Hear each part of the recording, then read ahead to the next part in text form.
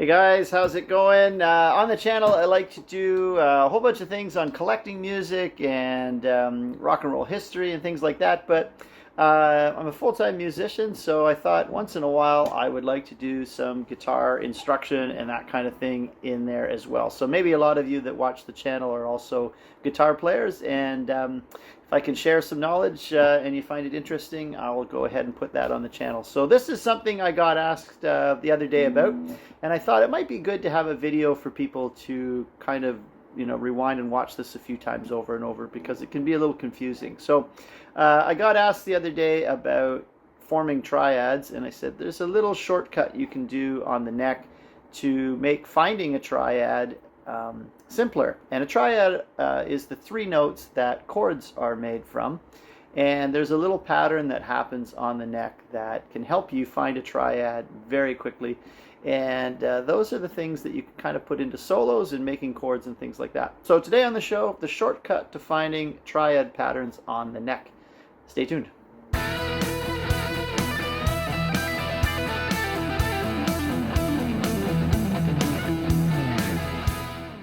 Okay, the first thing you need to know about for this first pattern is to know the names of your notes on the top string and the fifth string.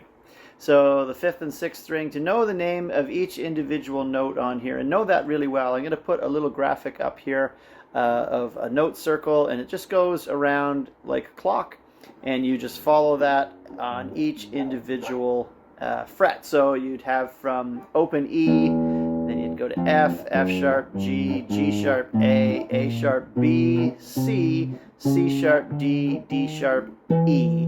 And if you know that on both strings, this one starts at A on the circle, so it would be A sharp, B, C, C sharp, D, D sharp, E, etc. So get that down first. That's the first step in kind of figuring out all of this. Just start to know where your notes are on those bass strings of the fifth and sixth string. Just kind of get that down first. Okay, the next thing we're going to look at is the major scale pattern that is rooted on the E string, the low E string or the sixth string. So there's a scale pattern that looks like this. And I'm going to go ahead and put a little tab up there of that one. So it's just kind of moving through this pattern. And it's the same pattern wherever you go on the neck. So if you start on the G, this is G major. If you start on A, this is A major. And B.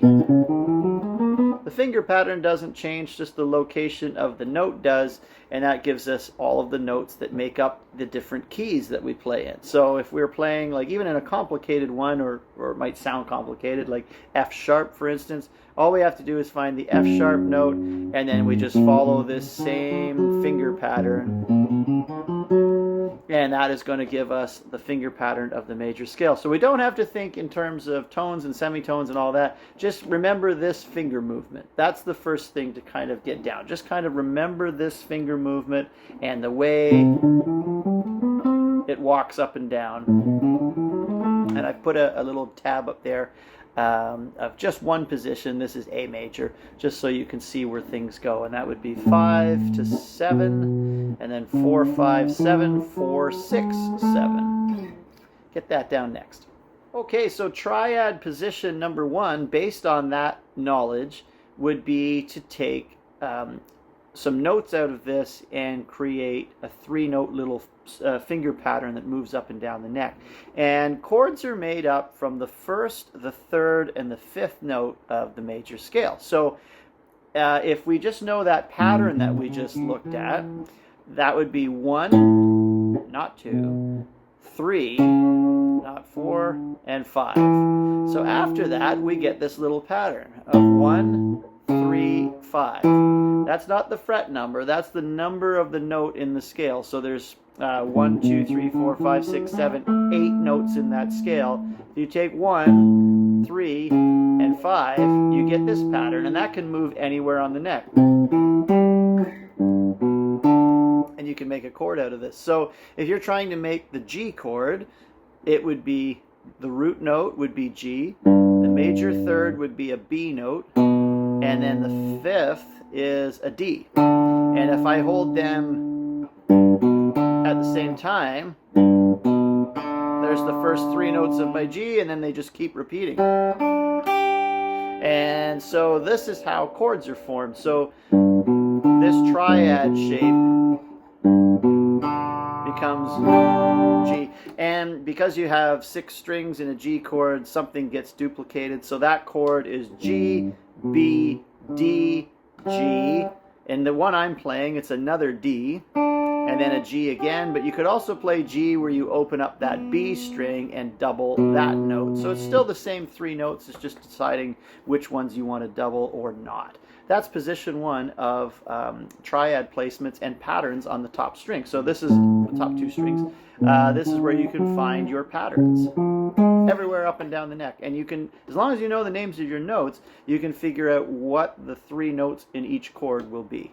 Okay, location 2 for a triad pattern is like the middle of a bar chord. So here's a G bar chord. But if I took this position, I would have 5, 4, 3, and that's on the D, the G, and the B.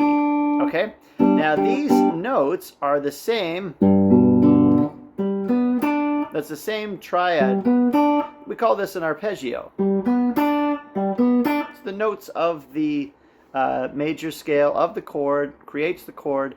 So this shape is a chord everywhere up and down the neck.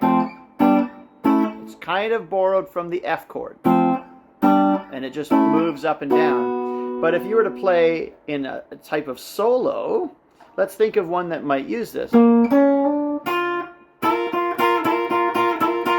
So there's the start of Johnny Be Good. Now here is a B flat chord, and we're just playing these notes, and we're just gonna, for Chuck's purpose in this song, we're just gonna add that little note right there. So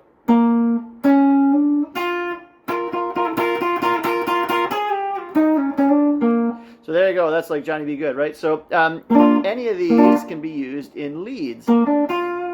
Now a really famous one would be,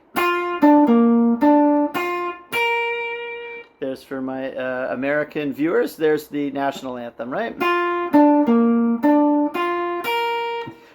Arpeggios are found in lots of melodic situations and things like that, so you can use this. So for G so far, we could play here, or I could play here. And there is 2 different triads put into arpeggios to make melodic sound. Okay, a third one that we can do is we can use sort of this shape here, which would be, if I'm in G, it's 4, 3, 3. And this is another arpeggio style shape. Now, this sounds really good if it's picked, like.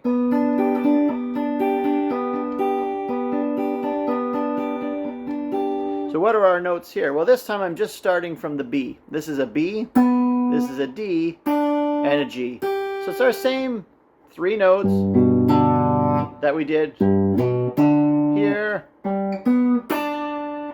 And then this one, I've just kind of tweaked the order of them, but it's the same 3 notes. And that is another triad that we can move up and down the neck with. So if we're wondering what 3 notes make up a chord, this one is the best one for me to figure out, because I know those top 2 strings really well. I can always tell what those notes are. And then I just have to find those patterns up and down the neck in different places. And of course you can find them even in the octave up there as well. So this is just a few little locations where you can take the idea of a triad, explore the neck, and this is great for lead, it's great for picking patterns, it's great for melodies, and it's really, really easy to find these little spots once you're kind of familiar with the shapes. So that's just a little lesson I wanted to give everybody on how you find triads, what a triad is, where they come from.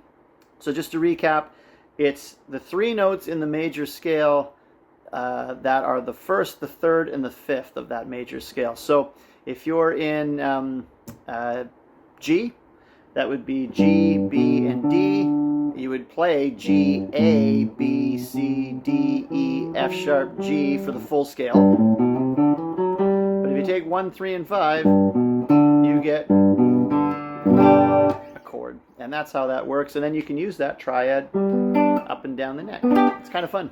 Hope you enjoyed that. Let me know in the comments if you have any questions, and I'd be happy to try to help you out with that. But that is just a little exploration of the neck that can help you play a lot of things on the guitar.